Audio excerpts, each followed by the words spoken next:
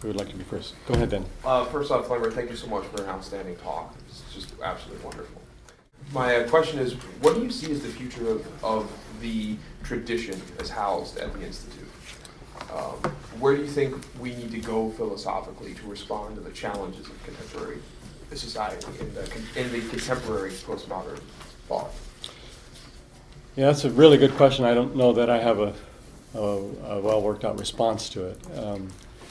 So one of the things that is besetting the university world right now is the pressure to, as it were, conform the university to the global economy.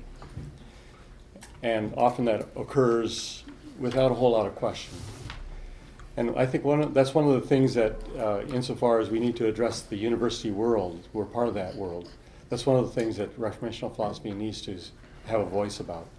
And I think there's a way to do that that's in some ways unique to the Reformational tradition, because we have a sense that institutions of different sorts have different tasks and should not be controlled by the patterns of other institutions. Specifically, academic institutions should not be driven primarily or solely by economic considerations. And that kind of Gleichschaltung, to use a word that was used in Nazi Germany, that kind of fitting of the university into the global economy without much question is a really, really big problem and needs to be addressed in a normative way. If people have reservations, they often do it in terms of, what's getting lost, what are some of the problems, what are some of the disadvantages. It's mostly pragmatic argumentation. It's very hard to find a normative critique of what's happening to the university in North America. So that's one of the things I think Reformational philosophy could make a real contribution there, and it is really in front of us. I mean, this is the world we live in. So that's one thing I could say for sure. Another thing that strikes me that Reformational philosophy could continue to make a very significant contribution on is helping people think about the way different religious traditions can actually work together for the sake of structural transformation in society as a whole. In other words, sure we have our differences, sure we have our historic animosities, and even today we have religious wars going on, or wars in which religious adherents convinced in certain ideological ways are playing a very, very strong role in killing people, not to be denied. But nevertheless, there are the resources in these historic religions for actually envisioning a society where people could live in a way that enhances solidarity, promotes justice, develops a resourcefulness in the economy that is not there right now. What I would talk about as a global ethic, that there would be a way for Reformational philosophy to encourage people from other traditions, philosophically as well as religiously, to think more seriously about how these different religious traditions could together contribute towards the development of a global ethic. That, of course, gets you only so far. You also need an international framework of governance and an international framework of law so that you can actually make certain decisions that stick, and that's a bigger problem. But those are two things that I think Reformational philosophy could, because of its own resources, its own history, its own concerns, its own sensitivities, could make significant contributions to. How do you know when the God of love is being disclosed exactly, especially when you start talking with other religions, with other communities that would say, that thing that you're calling love, that's not. This is what love looks like. And within the tradition itself, Christianity broadly, or if you're talking within the Reformed Church, there are different claims about what love looks like. And right. So is that something that we intuit to? Is it mainly about the Spirit leading us? But then you're going to have debates, of course. And so it's going to be messy, but could you say more about how you conceive of it? Yeah, so I mean, if once you get down to the details, you have to look at the content of what Scripture actually says. You have to look at the content of what the teachings of the church traditions that one is aware of say on these things, and you can always adjudicate between those two, and you can also look at what other people are saying. It's not going to ever be a real sort of direct line which you say, now this obviously seals the deal or proves the case. But for example, I mean, there are certain passages in Scripture which seem to summarize what love is all about. You know, so, and Jesus does that magnificently, quoting Deuteronomy, right?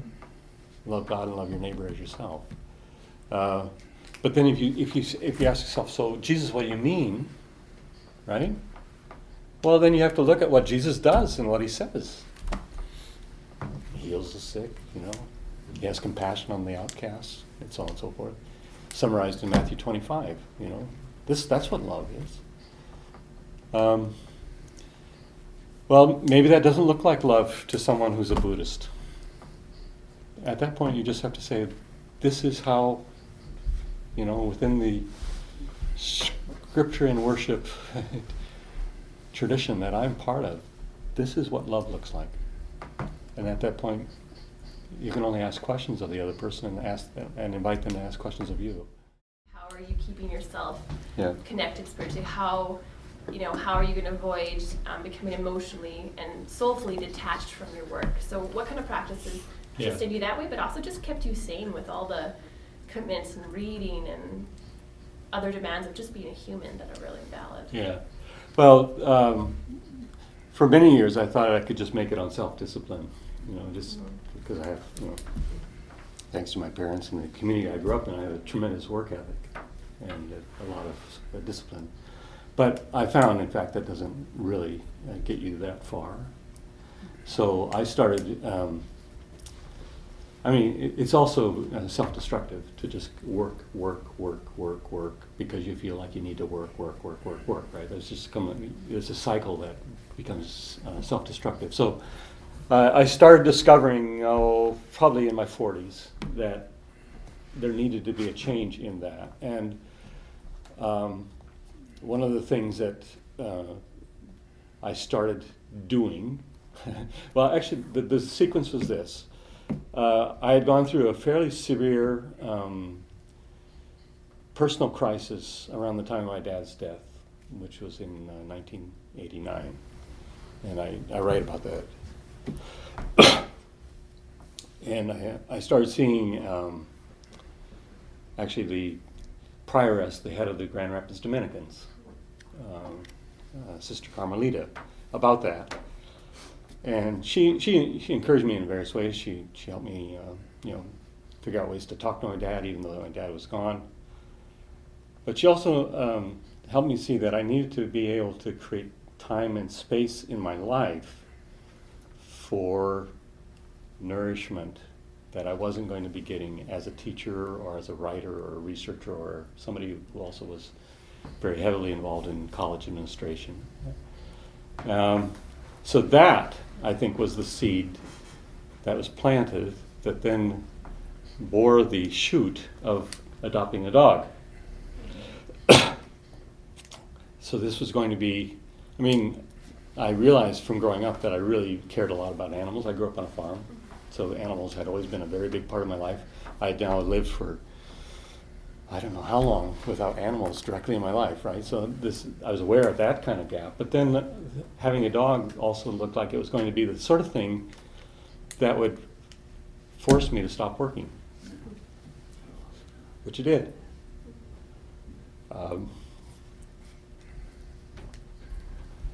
So a new pattern set in. I started to take Sundays off altogether.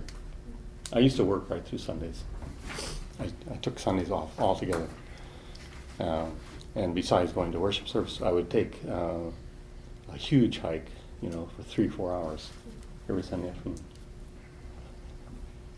And then when I would get back, do supper time, and then I would just relax, reading novels, listening to good music on the radio, just being at home.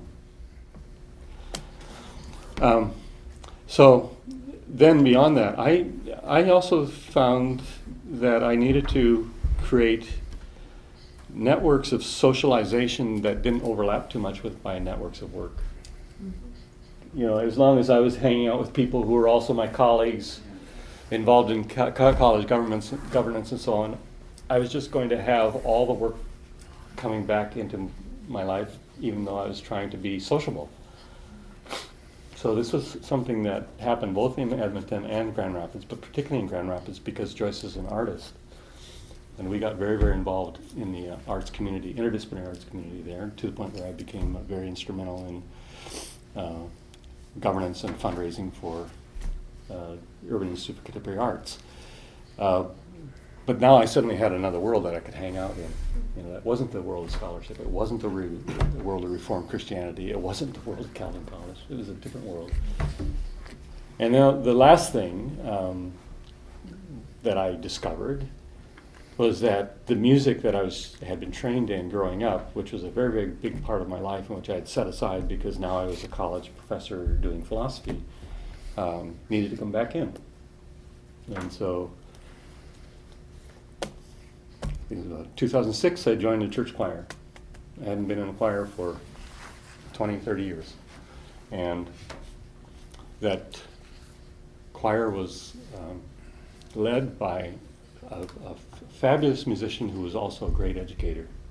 So he actually, in preparing the choir for singing on Sunday or singing in concerts, would also teach us about the voice, the vocal instrument that we had, and teach us how to use it, and teach us, you know, how to make a sound that would really be up to the standard that he had. And I could tell, you know, this is a great educator. And then I found out he, in fact, did teach vocal lessons, so I started taking vocal lessons.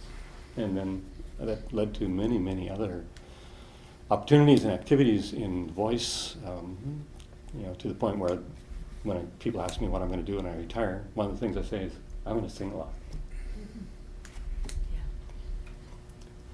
So, you know, whatever that means for other individuals, I mean, you have to find ways that you do what you're really comfortable at and maybe even really good at, but it doesn't intersect your work too much. It brings you outside of your work. And then in one way or another, it will also feed back in, but that's not the point of it. The point isn't to somehow have it feed back into your work. It's really to nourish you as a person, as a community member, as a partner to someone else, and so on. Your idea of Christian philosophy and spirituality, how did it influence your pedagogy, how you teach? So for a long time, I've, you know, one of the things that I became aware of immediately when I landed back in North America and started teaching at the college level was that the patterns of education in North America are, or I would say are, but especially were, oppressive to women. And one of my colleagues at the King's University College, Leslie Ann Hales, who taught English literature, was a feminist, and she was really, really clear about that. And she really helped me see what the problems are in the way we've set up higher education and the way that it plays to the disadvantage of women, discourages them from having a voice, and so on and so forth. So I started reevaluating my own ways of teaching in light of that, and started doing some research in the literature around learning styles and the like, and started asking people what they did, if they were aware of how women, you know, tended to be disadvantaged in education, and how you could change the way you taught in light of that. And that led me to do certain things in my teaching that I hadn't done before. One was to develop many more opportunities for collaborative learning, which I don't use so much at the graduate level. I've tried them, but graduate students are probably at the point where they're fed up with collaborative learning because they've had to do that through high school and college, and they just want to do their own thing, right? I understand that.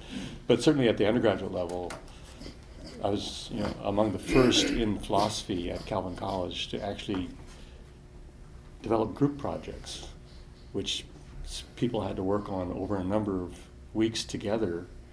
And then at the end of the semester, instead of having a final exam, we simply had a group presentation of the project and a discussion of it. And a completely different way of, quote, evaluating the quality of work and of doing the work itself. So it affected that kind of thing. It affected what I chose to put in the syllabus. So for example, in my philosophy of language an interpretation course, which I taught as an undergraduate course, I made sure that one of the three important figures that we dealt with was someone who is a feminist and has important things to say about language that would be particularly crucial for women to engage with, Julia Kristeva. And I think I've mentioned this before because I still use one of Kristeva's essays in the Reformational Philosophy class, that inevitably in that course, the women's students would find that Kristeva's writing in general, but particularly the Stabat Mater essay, opened a new world. And they started finding that they had a voice of their own, you know. So those are. I mean, that's motivated by a sense of social justice and a care for people as individuals. And I think that's been a kind of a important sort of sustaining value for me in trying to be a teacher. Other things like trying to give students encouragement as well as direction in ways that fits who they are. It's not always easy because, first of all, especially if you're teaching a lot of undergraduates, it's hard to find out who they are as individuals, but it's also difficult because there's a limit to how much you can actually give your time to as a teacher. At least I've found I have a limit, partly because I still am trying to keep a research program going. So you have to make choices about how much time. As future teachers, what could be the ways that we can lead people in suffering, in the midst of suffering, to wonder instead of doubt? Right. I once used a book by Gustavo Gutierrez on the book of Job and on the problem of suffering. You might want to look at that. I mean, he's really, he's a liberation theologian. He's really good at thinking about the intersection between spirituality and social justice, and how these things both need to be addressed if we're going to address the problem of suffering. That you can't treat suffering as something that's just inflicted on us by God. You have to actually understand how suffering arises in a social context, and how there has to be a spirituality of openness to suffering in order to have a spirituality of redemption with respect to suffering. So it's a really important book. I can't remember the exact title. God Talk? Something like that, yeah. God Talk and the Problem of Suffering, something like that. So, I mean, in philosophy, right, the problem of evil, the so-called problem of evil, is really the problem of suffering, right? And it's a chestnut, Philosophers are cracking that same problem over and over and over again. I get angry about that. Because I get angry about it because philosophy, in the way that it deals with the problem of evil, doesn't allow for a real lived recognition of what evil is, and a real lived recognition of what suffering is like. And then we just speculate about, well, if you can get rid of God's omnipotence, maybe that would take care of the problem. Or maybe get rid of God's benevolence, maybe that would get rid of the problem. Or maybe just say, well, it's only apparent suffering or apparent evil, it's not real evil. There is an evil in the world. Then you can hang on to God's omnipotence, and you can hang on to God's benevolence, and then we'll have our problem solved. But the problem it's not, in the first instance, it's not a metaphysical problem. It has to be understood as a human problem. And it's a problem that all of us face. And I think if you're going to do good philosophy around this, you're going to somehow have to break through a tradition of metaphysicalizing these kinds of issues in order to get to them as the way they are experienced in human society and the way we also need to address them. The problem of suffering won't go away, but the question of how you deal with suffering and how you deal with the circumstances that lead to suffering, those things we can address. So you don't want to crack that chestnut, you want to roast it. I want to replace it. Yeah. I want to replace it. I mean, part of it is I just don't think that it's a fruitful way of thinking about God either, to talk about God's omnipotence and God's benevolence as if these were two sort of attributes that somehow are in tension and then create this problem of evil. So the picture of God is also a problem in that metaphysical tradition. Okay, thank you for the really stimulating questions, and I've written some notes here for my future reflections. Let's thank Lambert once again. Thank you very much.